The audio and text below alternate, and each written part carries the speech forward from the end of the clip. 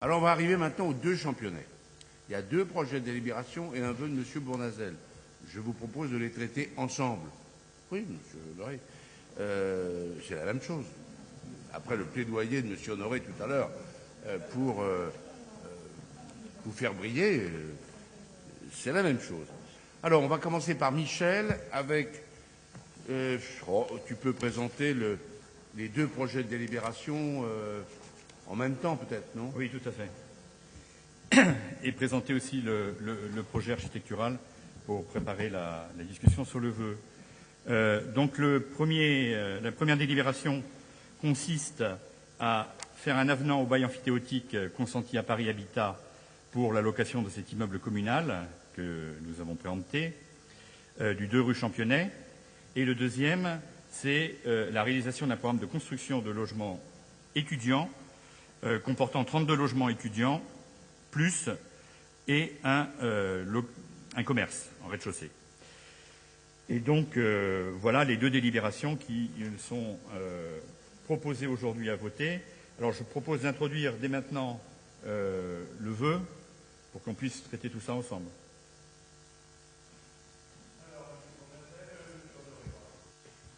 Oui, mes chers collègues. Donc, je vais vous lire le vœu, comme ça, ce sera beaucoup plus clair. Chacun s'accorde sur la nécessité de développer l'offre de résidence sociale pour étudiants à Paris. Toutefois, ce besoin ne doit pas servir de prétexte pour imposer dans un quartier populaire une architecture dont l'esthétique est purement utilitaire, médiocre ou brutale. Or, le quartier Amiraux-Simplon est déjà traumatisé par la destruction de la petite maison dite du garde-barrière et par la construction de bâtiments par toujours gracieux.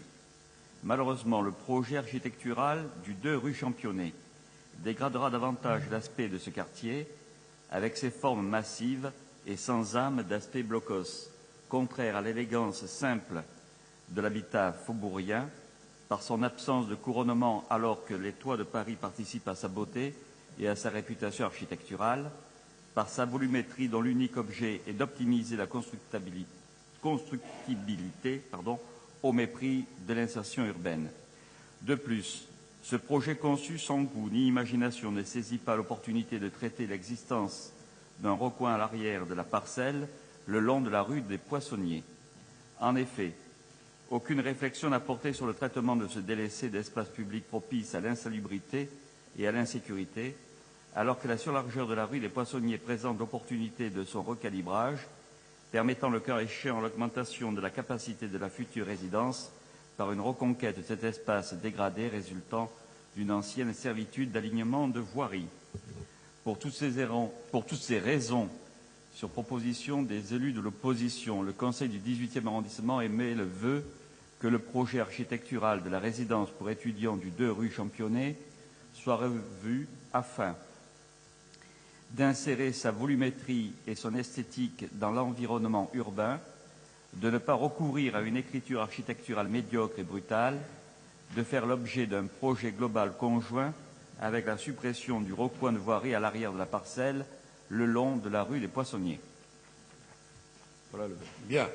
Donc, on a deux projets de délibération présentés par Michel Nerneuf. On a un vœu des élus de l'opposition présenté par M. Honoré. Je vais juste dire quelques mots.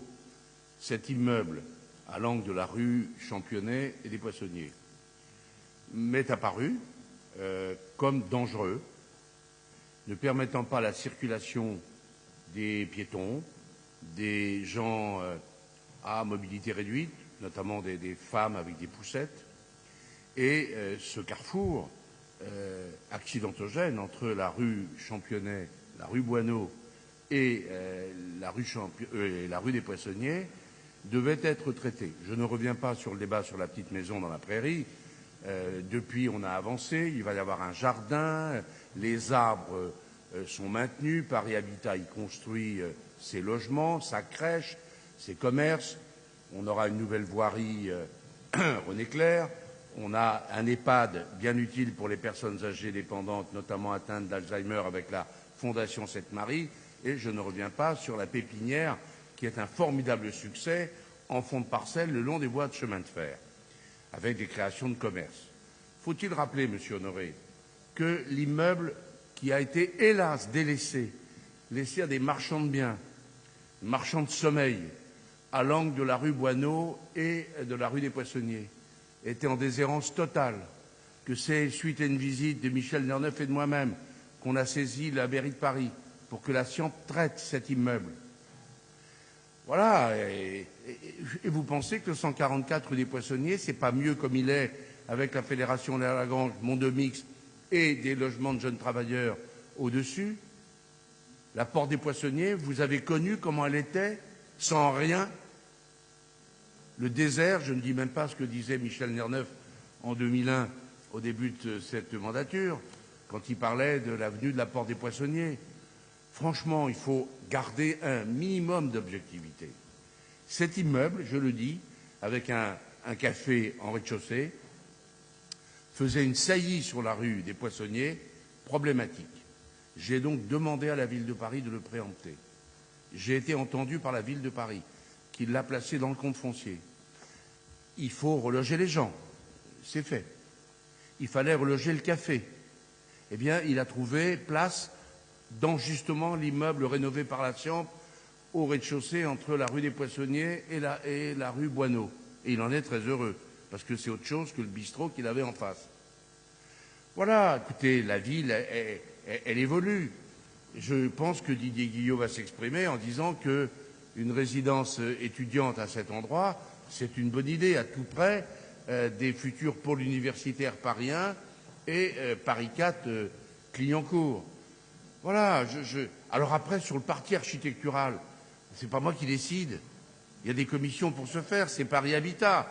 Madame Decorte est membre du conseil d'administration de Paris Habitat. Elle ne voit pas plus les projets d'ailleurs que moi. Bon, on a eu des fois des débats sur le projet architectural. En tout cas, je peux vous dire qu'un immeuble solide, plan climat, avec des qualités énergétiques incontestables, on va regarder ce que ça donne. Peut-être qu'on aurait pu mieux faire, que l'architecte aurait dû mieux travailler. Perdre du temps, moi je serais absolument contre. Ce secteur a beaucoup évolué. Écoutez, rappelez-vous dans quel état étaient les rues du Nord, Cité Trégère, comment c'était tout autour de ce secteur, la rue du Simplon, etc. Enfin, quand même, Émile Chêne, essayons de nous rappeler pour dire le secteur a quand même drôlement évolué. Et accessoirement, il est en politique de la ville. Voilà pourquoi je pense que cet immeuble est bienvenu, que sa destination est utile, que les conditions par rapport à l'économie d'énergie sont réunies. Je crois savoir quand même qu'il y a 2 entrées pour l'immeuble, qu'il y aura un commerce en rez-de-chaussée. On sort de la misère pour trouver un peu la modernité quand même. Voilà pourquoi je serai résolument contre votre vœu et je suis résolument pour voter les 2 projets de délibération présentés par Michel Nerneuf. Je me permets de vous dire ça, c'est que je me suis impliqué personnellement là-dedans. Pas dans le projet architectural que je découvre quasiment comme vous. Parce que l'hôtel de ville, Paris Habitat, c'est Paris Habitat. Bon, quand on est consulté préalablement avec Michel, on insiste. On engueule quelquefois des architectes, comme on l'a fait sur la rue Émile Duployer. Bon, avec un petit succès. Puis des fois, on découvre qu'un immeuble à l'angle de la rue des Poissonniers et de la rue du Deauville, eh ben, quand on l'inaugure, il nous plaît pas, celui de l'RIVP. Et l'architecte était là, elle en a pris beaucoup, la pauvre, parce que je crois qu'elle était assez traumatisée par mes réflexions. Et depuis, elle a eu d'autres projets où elle a largement entendu nos réflexions. Voilà ce que je voulais vous le dire, parce que c'est des sujets sur lesquels on ne peut pas uniquement être dans la réflexion d'un ami militant qui habite le secteur et qui trouve que le secteur régresse depuis qu'on s'en est occupé. Eh bien, écoutez, j'ai un avis totalement différent du sien. Voilà. Et je crois... Oui. Je connais un peu quand même. Hein. Bon. Et d'ailleurs, le sourire de Mme Decorte en veut dire long. Oui, bah écoutez, voilà. Je ne vais pas citer quelqu'un ici, mais je sais que quelqu'un s'est mobilisé à l'époque sur l'immeuble, je le connais bien, c'est un commerçant et qui m'a dit à plusieurs reprises, en tout cas j'en connais un, qui m'a dit à plusieurs reprises que le quartier Amir-au-Simplon allait de pire en pire. Et je ne partage pas son avis. Ben, vous allez pouvoir reprendre la parole puisque vous avez émis un vœu. Mais je donne la parole à ceux qui la demandent aussi. Alors, Didier Guyot, il avait demandé. Bien, alors effectivement, je reconnais que je suis un peu surpris par un tel vœu. D'abord, quand vous parlez de traumatisme, le traumatisme dans ce quartier, ce n'était pas la petite maison dans la prairie, c'était effectivement l'urbanisme faubourien, comme vous le dites, mais l'urbanisme faubourien du 19e siècle qui existait dans les rues, effectivement, Passage Crachère, Cité Tragère, rue du Nord, rue Émile Chêne. Et il y a des fois, je me demande si effectivement, je sais que vous êtes arrivé en 2008, monsieur Bonazel, mais je me demande si vous avez pris le temps de voir ce que c'était avant, parce que le avant n'était pas il y a si longtemps, c'était le 19e siècle, au cœur de Paris, le 19e siècle dans la ville la plus riche, qui était dans ces espèces de poches complètement lamentables. Et je peux vous dire que pour les habitants de ce quartier, c'était un autre traumatisme que cette histoire de petite maison qui est effectivement partie avec l'urbanisme du 21e siècle. Deuxième chose, vous parlez de blocos. Alors, on peut parler de blocos. Moi, quand je vois l'image de ce qui nous est présenté, je vois absolument pas un blocos, je vois une résidence étudiante assez classique, somme toute, effectivement.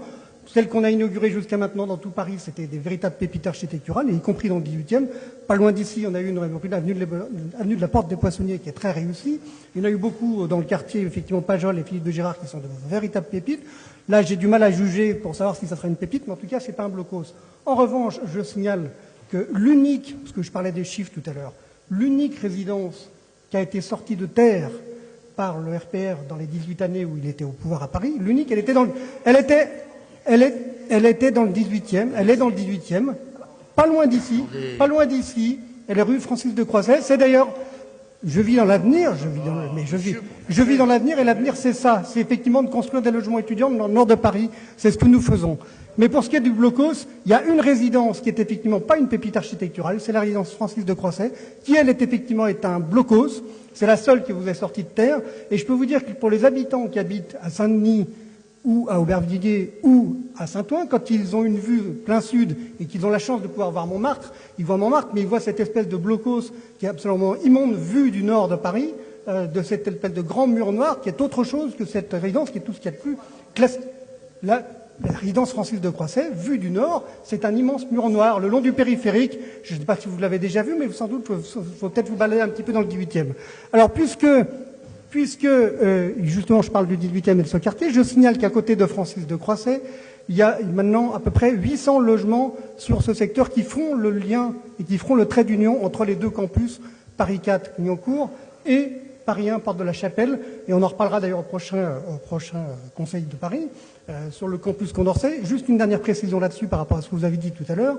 Je précise que l'arrivée de Paris 1, Porte de la Chapelle, ne date pas de l'arrivée de Mme Pécresse, mais c'était dans le CPER qui a été signé par M. Fillon. Donc vous voyez, on a pu travailler effectivement de manière républicaine, et qui est dans le CPER de 2007-2013. Or, ce qui était prévu en 2007, si ce n'est toujours pas fait, c'est parce que justement le projet Condorcet est venu se greffer dessus, et que, pour des raisons que je n'ai toujours pas compris depuis 6 ans que je travaille sur cette question, et que nous avons décidé, l'État a décidé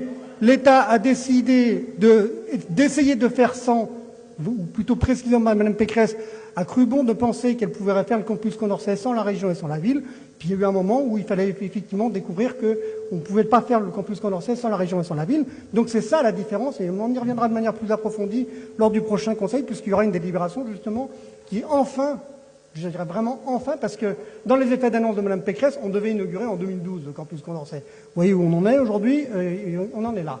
Donc on sera pour 2017-2018, et croyez bien que j'en suis d'autant plus, un peu vexé que dans ce projet Condorcet, j'avais prévu d'y faire une maison des initiatives étudiantes que j'aurais aimé, qui était dans le programme de M. Delanoë, inaugurée avant 2014. On l'inaugurera en 2017. C'est pas très grave, on a perdu 3 ou 4 ans parce qu'il y a eu beaucoup de blocages. Mais en tout cas, cette présidence sera exactement à équidistance du campus Paris 1 et du campus Paris 4, donc elle est tout à fait bienvenue.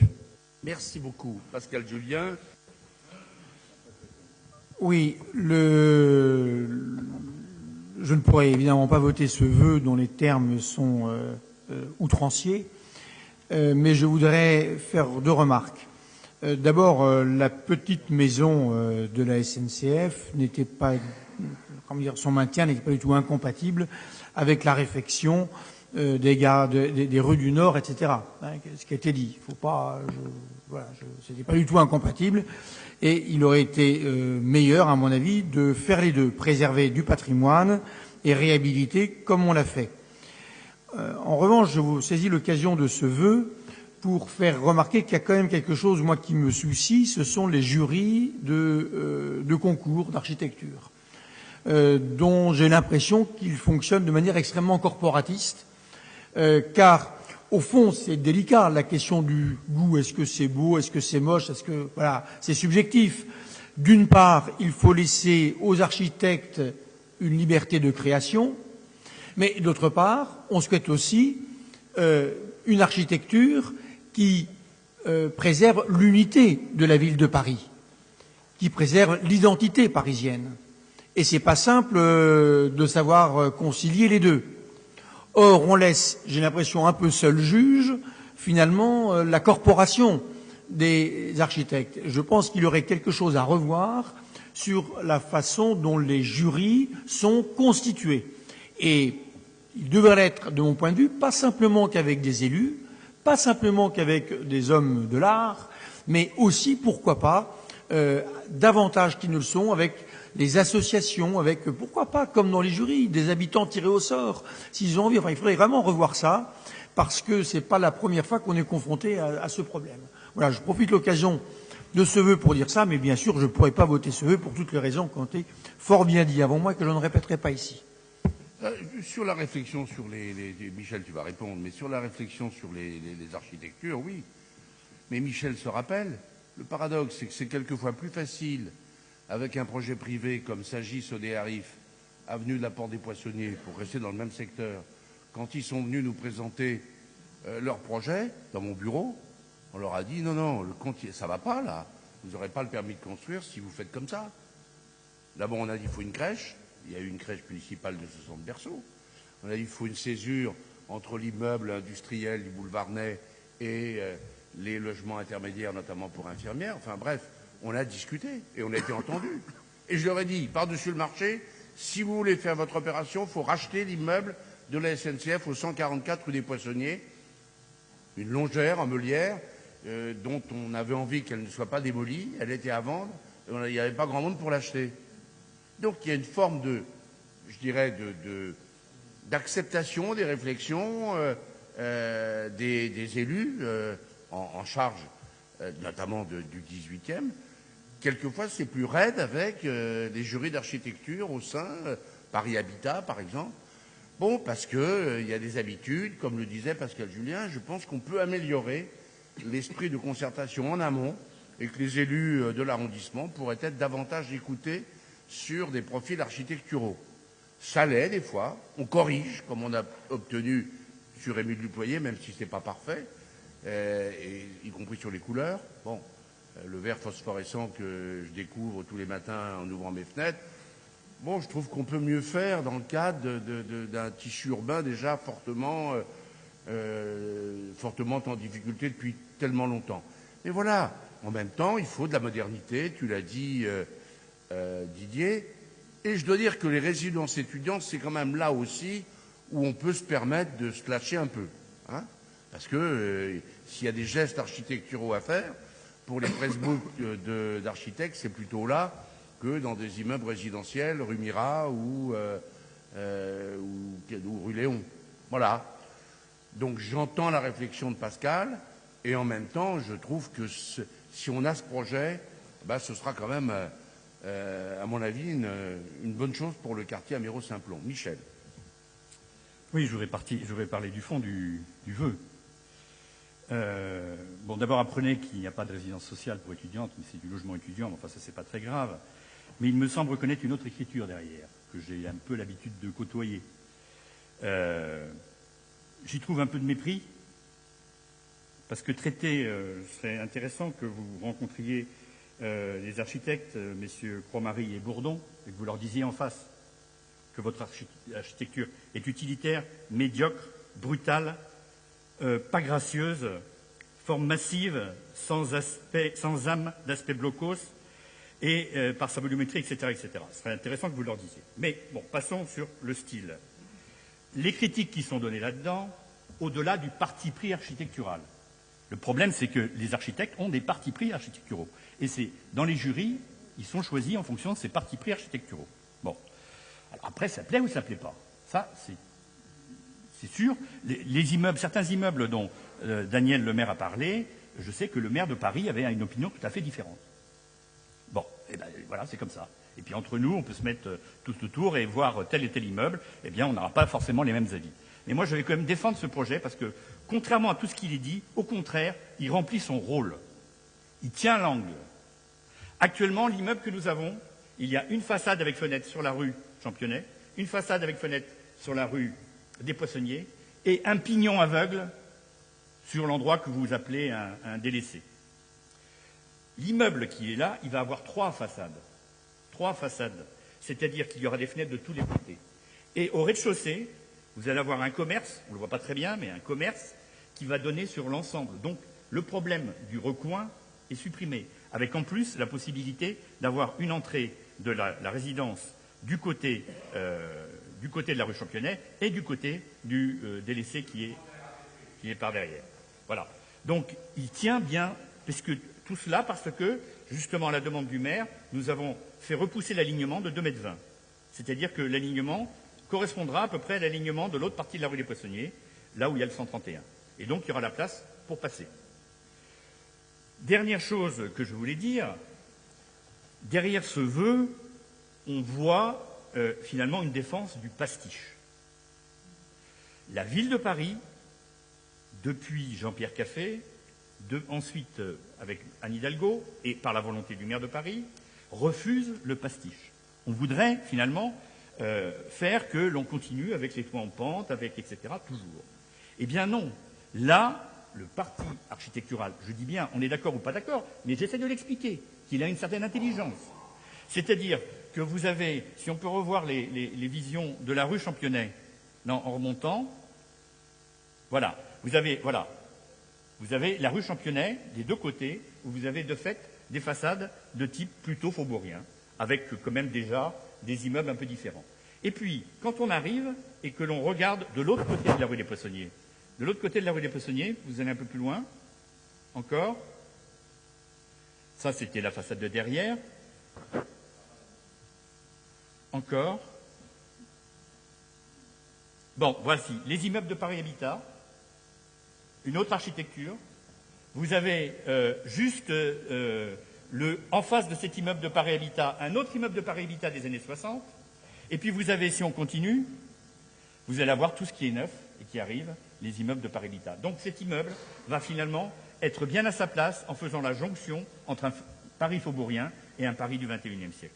C'est en cela que je dis que tous les termes qui sont utilisés dans votre vœu, pour moi, sont nuls et non avenus, parce qu'on peut critiquer un projet et un parti pris architectural, mais pas avec des termes comme cela. C'est un projet qui est très intelligent.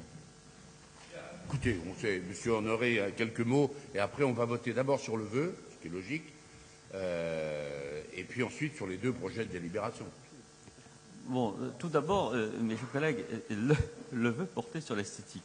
Alors en effet, on peut en discuter, mais sans toujours, par exemple, M. Didier Guillot, qui agace prodigieusement, nous parle encore du RPR. C'est comme si moi, je lui parlais de la SFIO et de l'attitude, que pense-t-il de l'attitude de M. Guy Mollet sur l'Algérie française, par exemple, je pourrais dire ça, tout à coup. Ça n'a aucun rapport avec ce qui est entré, c'est aucun rapport. Donc que M. Guillot veuille bien faire des interventions, mais qu'il arrête chaque fois de parler du RPR, etc., de nous parler d'autre chose. M. Guillot, véritablement, vos interventions sont inutiles purement et simplement. Pour ce qui concerne vous, M. Nerneuf, nous avons bien noté que M. Vaillant avait émis à demi-mot qu'il n'était pas enthousiaste sur cette architecture. Sur des projets architecturaux, pas sur celui-là. Ce que je voulais savoir, M. Nerneuf, c'est si vous avez donné votre avis à Paris Habitat, si vous avez émis votre opinion, si vous avez soutenu le projet. Et puis je voudrais faire une petite incise, M. Nerneuf. Vous m'avez dit, est-ce que vous oseriez dire à l'architecte, etc. J'ai la prétention d'avoir un certain courage. Bien. D'autre part, je suis un élu, et le rôle de l'élu, c'est de dire ce qu'il pense lorsqu'il s'agit de l'intérêt général. Donc, architecte ou pas, monsieur, les 2 architectes ou 3 architectes seraient là, je leur dirais exactement la même chose et je n'aurais pas peur de leur dire.